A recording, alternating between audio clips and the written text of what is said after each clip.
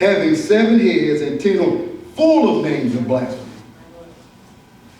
Remember, Daniel talked about this, and John talked about this, talking about this beast that will come and speak great words of blasphemy. Daniel and John say that. But then also he's explaining here that she's sitting on this beast and it has 7 heads and 10 horns and it's full of blasphemy. Got to make the connection. Then also it says having 7 heads and 10 horns. This is describing both the dragon and the beast, because both of them had 7 heads and 10 horns.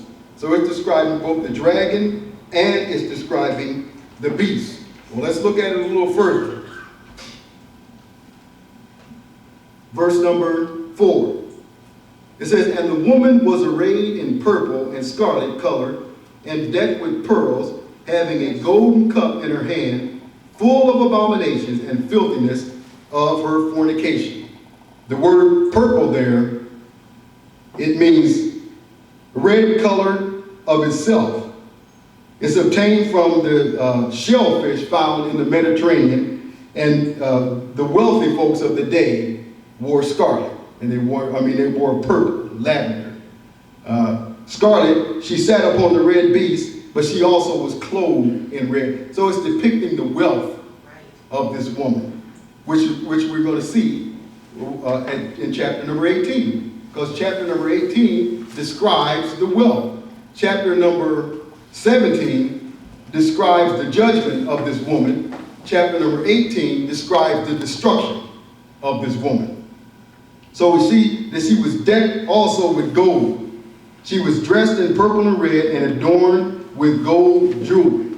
She also had precious stones and pearls. This is valuable and costly diamonds.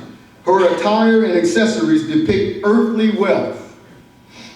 Her purple and red clothing and costly jewelry were indications of the wealth of Babylon.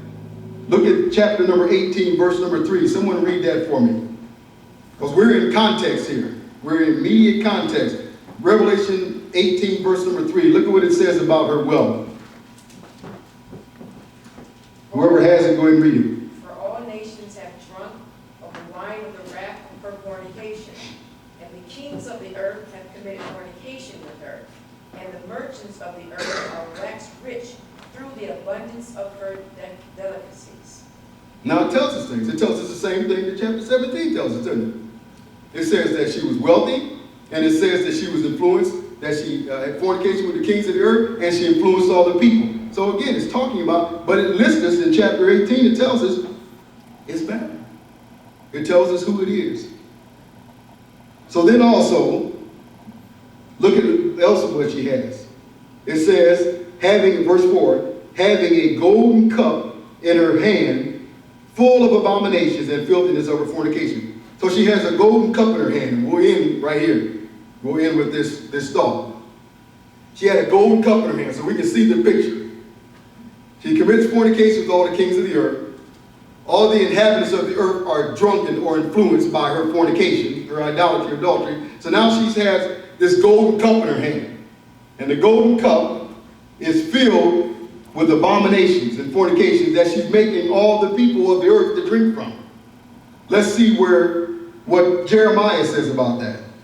She uses this golden cup to entice all of her lovers. Let's look at Jeremiah chapter 51. Because remember, Jeremiah chapter 50 and 51 are talking about the judgment of what nation? What nation? Don't be shy about it. We know what it is right now. What nation? Babylon. Babylon. Look and see what Jeremiah chapter 51 verse number 7 says about a golden cup. Everyone have that? Babylon, who? Babylon hath been a golden cup in the Lord's hand that made all the earth drunken. The nations have drunken of her wine, therefore the nations are mad. Isn't that what John just said? Let's also look at Revelation chapter 14, verse number 8.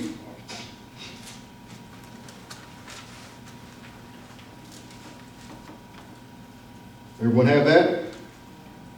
It And there followed another angel saying, Babylon is fallen, that great city, because she made all nations drink of the wine of the wrath of her fornication. She's going to fall because she made all nations drink of the wine of the wrath of her fornication. The beast is going to reign over all the kings of the earth.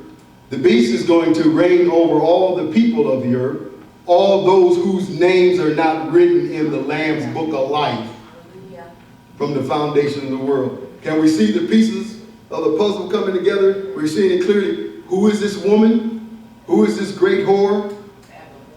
Babylon. We're going to stop right there and we're going to take some questions. If you have any questions about what we've covered so far. Any questions on what we've covered so far? Any questions or comments?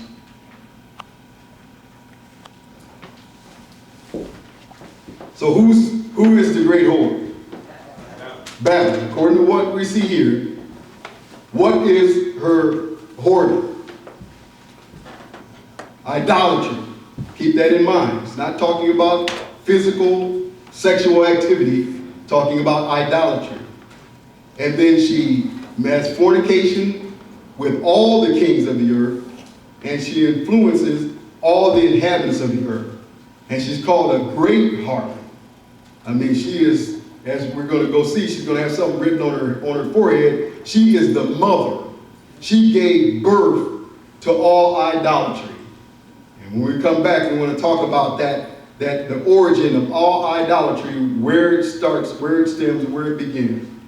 Or any other questions or comments about what we've covered so far? For me, is this happening now? This influence of Babylon happening now? Am I skipping forward too fast or too soon? So is this influence of Babylon over all the earth something that's happening presently? It's taking place now, but it will certainly find its full fulfillment one day. But it is developing now. Because it takes a long time. You just think about in Isaiah and the prophecies that he gave 700 years before Jesus comes. Just for example, unto us a son is born, and unto us a child is born, unto us a son is given. That was written 700 years before it actually happened. So events had to take place over the years until finally, the scripture says, in the fullness of time, God sent forth the Son, made of a woman, made under the law to redeem those that are under the law. So there was a time when it happened, but it took time to happen. So here, John mentions this many years ago, but the influence, remember Paul in Thessalonians says the mystery of iniquity was already at work back then, but then it has to be played out in history at some point. And yes, it's going on now, but it's certainly leading or heading toward a fuller fulfillment.